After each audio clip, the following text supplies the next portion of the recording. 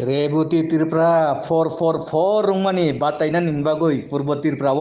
अपना आदमी को लोकसभा में भेजना बहुत ज़रूरी था, क्योंकि जो एग्रीमेंट हमने साइन किया है उसको अगर दिल्ली में कोई ब्लॉक करने का कोशिश करे, जो पहले हुआ है, तो नुकसान हम सबका होगा।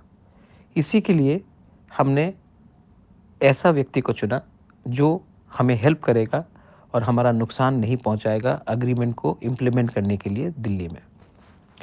दूसरा बात है कि अगर मैंने पहले भी हत्या के तौर में कहा था, जिसने मुझे रुलाया है मैं उनको रुलाऊंगा, जिसने मेरे साथ पॉलिटिक्स किया है मैं उनके साथ पॉलिटिक्स करूंगा, अपने तीपरासा के साथ नहीं करूंगा।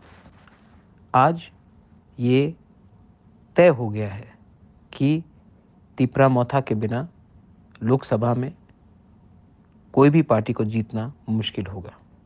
मैं आभारी हूँ होम मिनिस्टर का कि उन्होंने हमें मौका दिया है अपना उम्मीदवार भेजने के लिए दिल्ली में, और मैं आभारी हूँ कि हमारे तीपरासा को जो 75 साल से जो सफ़र कर रहे थे, आज एक मौका मिलेगा कि हम अपना अधिकार को, कॉन्स्टिट्यूशनल राइट्स को ले सकें।